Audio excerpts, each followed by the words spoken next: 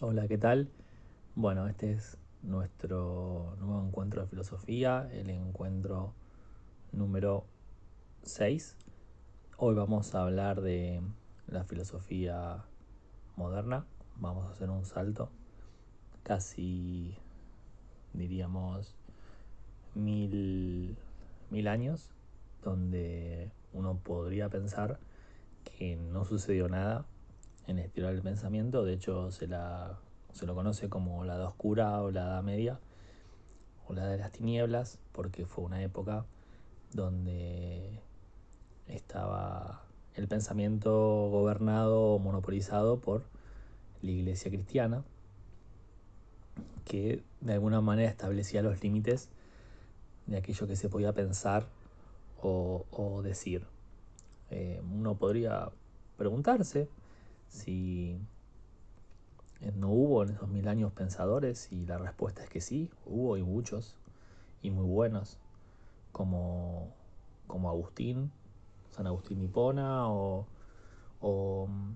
Anselmo, o Diógenes Areopagita. También se me ocurre, ya más para nuestra época cercana, a la que queremos hablar hoy, que es la Edad Moderna, es Santo Tomás de Aquino, que fue un gran sistematizador de la filosofía aristotélica que vimos la clase pasada, bajo el pensamiento cristiano. ¿Qué sucedía? ¿Por qué no se proponían ideas nuevas? ¿O por qué la filosofía, que es a lo que nos interesa, no podía ser concebida más allá del pensamiento cristiano, del pensamiento que propone la idea de un Dios único creador, que crea todo a partir de la nada, y por fuera de ese Dios es difícil pensar algo, porque bueno, era evidente que el castigo que uno podía recibir era ejemplar, era durísimo, y bueno, estaba atravesado por una serie de prácticas de tortura medieval que eran, si uno las analiza, claramente sanguinarias y claramente eh, sí, eran terriblemente duras.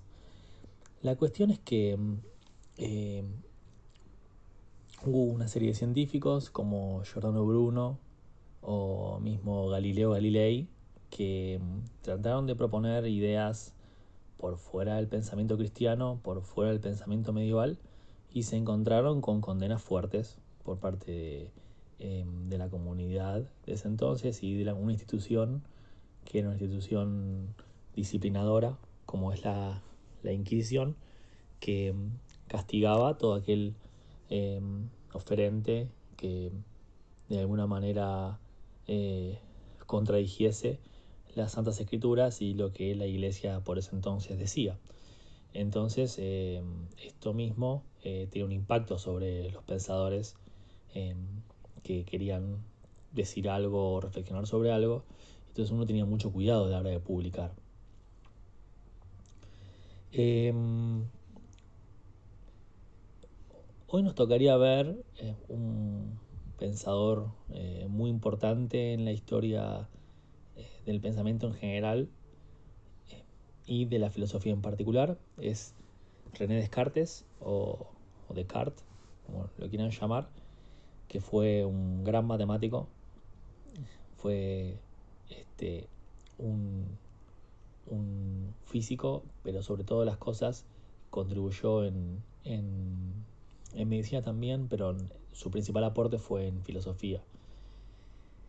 Descartes eh, nace en Francia en 1596, en el seno de una familia medianamente acomodada, y muere en 1650, a la edad de 54 años, muere joven, y después vamos a hablar un poquito de las circunstancias en las cuales muere Descartes, no están del todo esclarecidas. Eh, Descartes dijimos que nace en el seno de una familia adinerada, de joven era un buen estudiante, sí, era un buen estudiante, se formó en un colegio jesuita de La Flèche, uno de los mejores colegios europeos, y tenía una particularidad que era que no le gustaba ir a la escuela, era muy faltador, siempre esgrimía argumentos de que estaba enfermo o estaba extremadamente cansado. Algunos profesores se quejaban de esto, pero él siempre mandaba sus actividades en tiempo y en forma y demostraba ser un gran estudiante. El director de la escuela en más de una oportunidad tuvo que interceder en favor de Descartes porque tenía algunos inconvenientes con los profesores y eh, bueno, se lo perdonaban por ser Descartes. De alguna manera ya prometía ser un personaje de alguna manera distinguido en el área del pensamiento y bueno, el director lo pudo vislumbrar eso. De hecho, en una de sus cartas, Descartes eh, de alguna manera condiciona al director de la escuela diciendo de que él va a seguir produciendo escritos de filosofía siempre y cuando lo dejen dormir por las mañanas, no le interrumpan las mañanas, que para él el sueño era central en su digamos, modo de vida, ¿no? Porque las personas tienen modo de vida y los filósofos también, claramente. Y bueno, en el caso de Descartes, él necesitaba las mañanas para poder dormir, descansar. Bueno, Descartes se recibe joven, entra a estudiar la carrera de Derecho también y tiene una exitosa trayectoria, no ejerce cuando se recibe y se termina incorporando al ejército, pero tenía una contextura física muy delicada, era muy delicado Descartes y la salud siempre fue muy endeble, entonces le tocaron de alguna manera tareas militares muy secundarias y se trataba de abstraerlo de alguna manera de la, del confrontamiento físico, ¿no? Porque era muy delegado Descartes. De hecho, en una oportunidad él se queda varado en una especie de cabaña en pleno invierno en Alemania y tiene que esperar al resto de sus compañeros allí. Y bueno, las ropas que él tenía estaban muy desgastadas, se termina quedando prácticamente desnudo con una bata junto con una chimenea y desde allí empieza a desarrollar lo que va a ser central en su pensamiento, que es el método, ¿no? El método que desarrolla Descartes o el método que le permite alcanzar la verdad. Descartes dice que esos días que pasó, que creo que llegaron a ser semanas, eh, le permitieron a él concebir eh, una metodología tal que le permitiese a todo aquel que la aplicase dar con un conocimiento certero, un conocimiento seguro, dar con un conocimiento verdadero, la verdad con mayúsculas, y abstraerse de todo lo que sea falso. Ustedes saben, él es un pensador moderno, se lo conoce como un pensador racionalista, esto es que entiende que la razón es el principal impulsor o el principal motor a la hora de adquirir conocimientos. O sea, la razón, el razonamiento, el pensamiento es lo que permite que el ser humano dé o alcance o toque o roce la verdad y no así los sentidos, ¿no? Como uno puede decir la vista, el, el, el tacto, la audición, el gusto, el olfato. Descartes entiende que las matemáticas son un modelo del conocimiento, un modelo de cómo las ciencias deben proceder, y intenta de alguna manera asemejar toda su filosofía a la precisión y exactitud matemática. Tiene un libro que se llama Discurso del Método, que es el que vamos a leer, por lo menos algunos capítulos. Ya son las últimas clases que nos quedan. Hoy, en principio, nos quedarían 2 clases más y estaríamos terminando la semana del 22 al 26 de junio. Así que bueno, en principio Descartes escribe un libro que se llama Discurso del Método, donde allí va a hablar de cómo él alcanza o cómo él desarrolla el método. Hace algunas referencias biográficas, ustedes lo van a poder leer, o sea, sus viajes por Europa, su propensión por el juego. Tiene un estilo de vida muy libertino, Descartes. Era muy partícipe de las fiestas, muy apegado al mundo del arte. Tuvo muchísimas amantes Descartes, muchísimas. Y bueno, termina dando Descartes, o termina de alguna manera volviéndose un personaje célebre en Europa, un personaje muy reconocido y prestigioso, no solo por sus aportes matemáticos. Fue un distinguido matemático, sino también por sus reflexiones metafísicas, ¿sí? De hecho, también tiene otro libro que se llama Las Meditaciones Metafísicas, que algo vamos a decir hoy, donde ahí Descartes desarrolla toda su concepción más filosófica profunda, por así decirlo. Bueno, en este discurso del método, Descartes dice, en la 4ª parte, lo siguiente: como ahora solo deseaba dedicarme a la investigación de la verdad, pensé que era preciso que hiciera todo lo contrario y que rechazara como absolutamente falso todo aquello en que pudiera imaginar la menor duda, a fin de ver si después de eso no quedaría algo en mi creencia que fuera completamente indudable. ¿Sí? O sea, con esta frase de Descartes estás diciendo, desde el inicio de la 4ª parte del discurso del método, está diciendo que va a rechazar todo aquello que guarde la menor duda de ser falso y solamente va a aceptar como verdadero aquello que uno esté seguro al 100% que lo es. Y los sentidos nos engañan, ¿sí? Los sentidos se ha probado que nos han engañado. Dice Descartes en las meditaciones que si uno va andando en un bote e introduce un remo bajo el agua, va a observar que el remo le parece como doblado bajo el agua. Sin embargo, cuando lo levanta y lo pone sobre la superficie del bote, se da cuenta que en realidad el remo no estaba doblado, sino que era una mera ilusión óptica.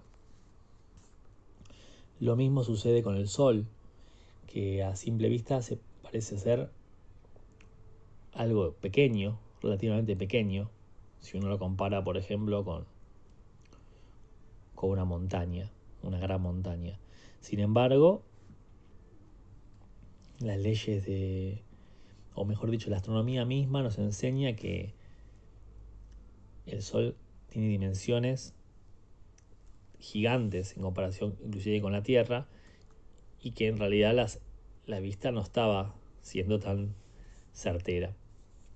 Bueno, podemos también dar otros argumentos, como por ejemplo, si uno va por el medio de la ruta, en el asfalto, en un día de mucho sol y calor, uno va a ver que se forman como charquitos de agua en el horizonte, y cuando uno va avanzando se da cuenta que esos charquitos se desvanecen.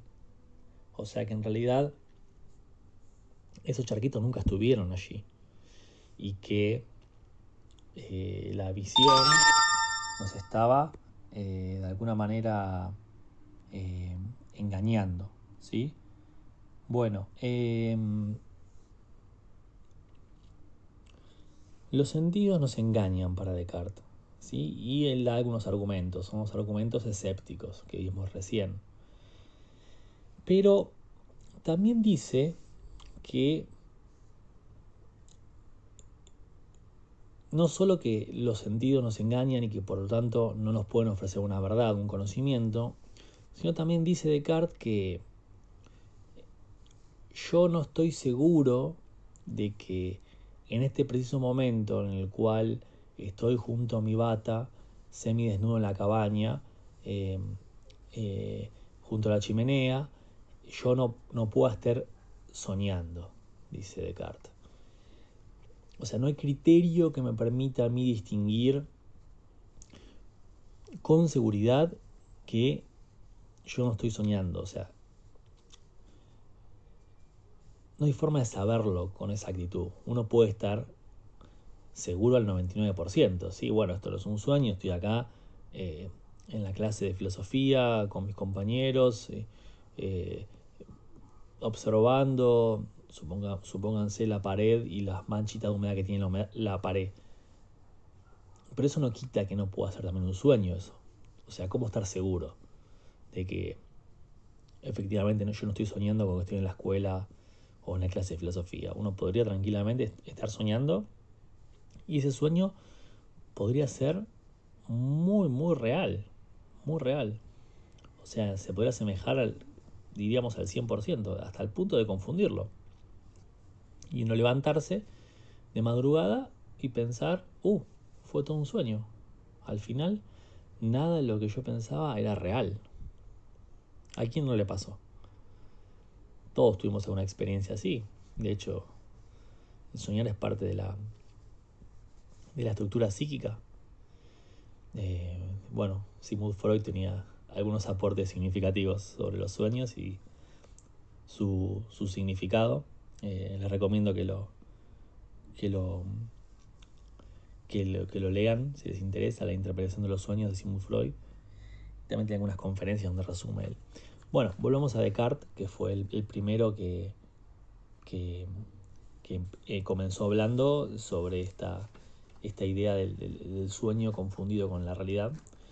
Entonces, dice Descartes, si yo no estoy seguro de que ahora esto mismo no es un sueño, yo pierdo el criterio que me permita a mí distinguir sueño de vigilia.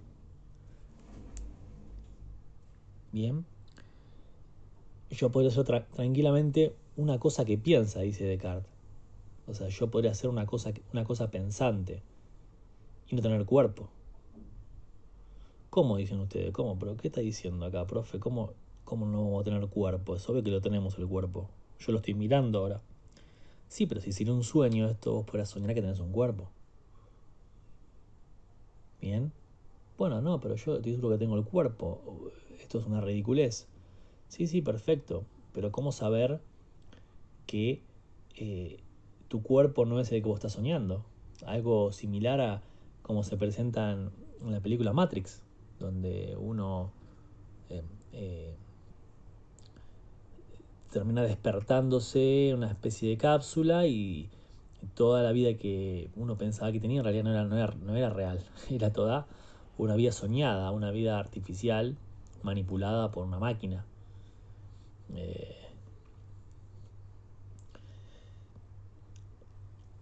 La cuestión es que hay dudas. Yo no quiero convencer a nadie de que esté soñando, no es mi objetivo, ni tampoco lo presentaba así Descartes. Solamente estaba diciendo Descartes de que uno puede dudar, ¿sí? De que esto no sea un sueño. Y si uno puede dudar de que no sea un sueño, entonces tiene que automáticamente desechar. Por ese camino yo no voy a alcanzar la verdad, no voy a alcanzar el conocimiento porque tengo dudas. Por los sentidos, entonces, por la visión, el tacto, el gusto, no encuentro la dirección porque tengo dudas. Por el lado de mi cuerpo tampoco, ¿sí? Pues lo puedo estar soñando. ¿Y qué pasa con el razonamiento? ¿Qué pasa con el pensamiento? ¿Qué pasa con las ideas? ¿Qué pasa con el 1 más 1 es 2? Eso es siempre verdadero. Yo podría eh, eh, pensar lo que quiera, pero 1 más 1 siempre va a ser igual a 2. Entonces el razonamiento no me engaña. Bueno, bien, dice Descartes, pero ¿qué pasaría si no habría un genio maligno, dice él, un Dios que está empecinado en hacernos equivocar, está obstinado con nosotros y que hace que nosotros nos equivoquemos siempre que razonamos y siempre que sumemos. Entonces nosotros pensamos que estamos razonando bien, pensamos que estamos sumando y ejecutando acciones del pensamiento de forma correcta, pero en realidad no, estamos siendo engañados por el genio maligno. Y de vuelta le aparece la duda aquí. La duda sobre el pensamiento, la duda sobre el razonamiento. Entonces, es obvio que 1 más 1 es igual a 2. Bien, pero ¿cómo estar seguro, dice Descartes, de que siempre que nosotros razonemos no estamos siendo engañados por un genio maligno? O sea, ¿cómo descartar la idea de que haya algo así como un Dios malo que esté empecinado en hacernos equivocar? O sea, podemos dudar tranquilamente de ello también. Entonces, dudamos de los sentidos, dudamos de que tenemos un cuerpo, dudamos de que haya un genio maligno que nos haga equivocar cuando razonamos, cuando hacemos operaciones matemáticas, aritméticas. Entonces dudamos de todo.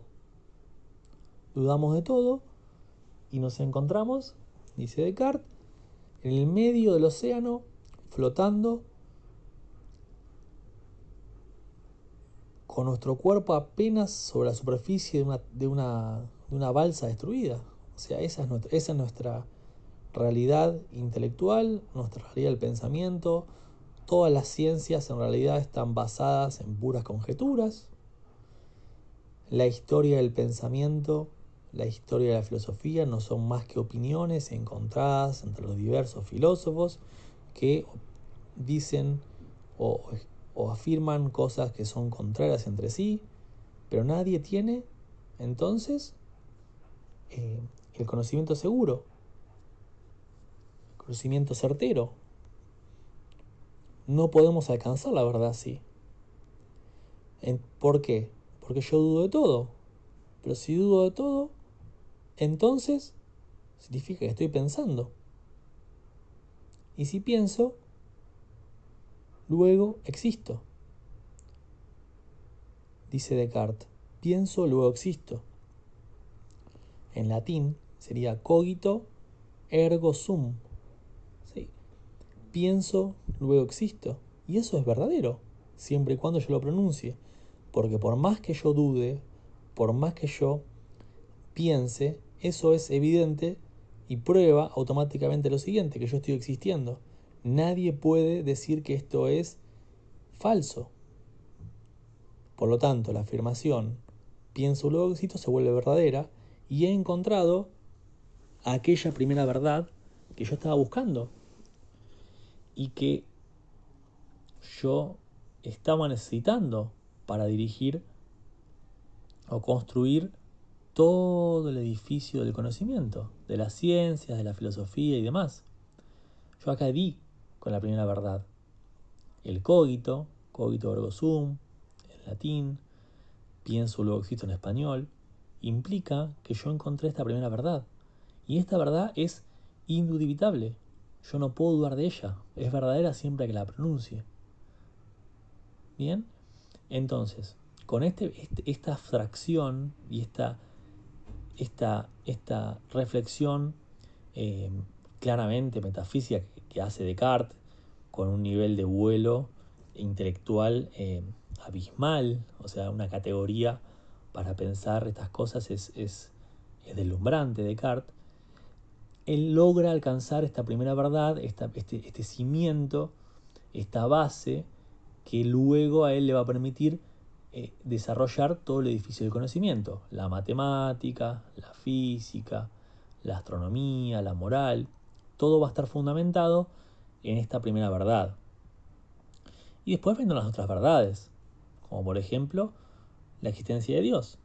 Porque bueno, ¿podríamos dudar que Dios existía? Sí, podemos dudar. Entonces, Descartes no lo dice lisa y llanamente ni en sus meditaciones metafísicas ni en su discurso del método. No lo dice así, obviamente por razones políticas. Yo creo que estaba claro que si él escribía algo así, su vida estaba de alguna manera sentenciada. La iglesia, por medio de la Inquisición, lo iban a ir a buscar y lo iban a torturar y lo iban a matar. Esto era así. Pero sin embargo, él deja abierta la posibilidad de que se dude de Dios. En un contexto, repito, muy difícil, donde uno no podía pensar libremente. Hoy en día uno puede decir cosas. En esa época era muy difícil. Sin embargo, él introduce la duda, y empieza a dudar de todas las verdades que se conocían en ese entonces, como por ejemplo las verdades de la iglesia. Lo que pasa es que lo hace de forma muy sutil, muy delicada. No, él no lo dice lisa y llanamente, dudemos de Dios, dudemos del cristianismo. No, no, no. Él desarrolla un método basado en la duda, un método para alcanzar la verdad. Y a veces se puede aplicar esta duda a principios muy sagrados, como puede ser la idea de Dios. Bueno, igualmente no con esto yo quiero decir que Descartes era un ateo, que Descartes era un personaje no creyente. Él, por lo menos lo que dice en sus obras, él está convencido de que Dios existe, él está convencido de la verdad de la revelación, de las Santas Escrituras, y él dice, de hecho, prueba, o mejor dicho, intenta probar que Dios existe. ¿Sí? Él ofrece un argumento para probar que Dios existe, que Dios es algo y no un mero pensamiento. Bueno, vamos a dar entonces este argumento de Descartes para probar la existencia de Dios, y vamos a decir algo de la vida de Descartes, de cómo terminó su vida, y vamos a terminar la clase de hoy. Bueno, dice Descartes lo siguiente: cada uno de nosotros, sin importar de que sea creyente, que sea ateo, esto es, que niegue la idea de una entidad divina, o la idea, o que uno sea agnóstico, ¿no? Esto es, que uno no afirme ni niegue acerca de la existencia de la divinidad. Eso es el agnosticismo. Dice Descartes, uno puede tener o uno puede adherir a cualquier posición con respecto a Dios. Pero siempre, por más que uno sea ateo o creyente, uno va a tener la idea de Dios. Y esta idea de Dios tiene que ser, dice Descartes, la idea de un Dios sumamente poderoso, sumamente justo, sumamente bondadoso, sumamente bello, sumamente misericordioso, obviamente eterno.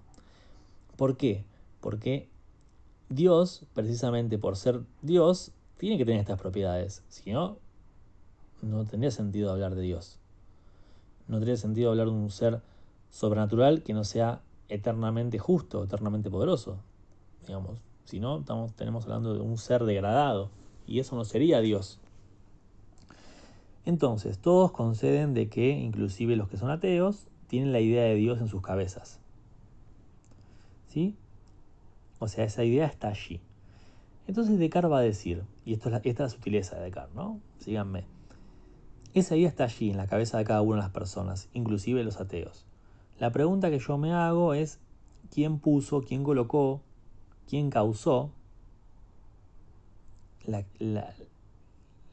¿qué causó que esa idea esté en nuestras mentes?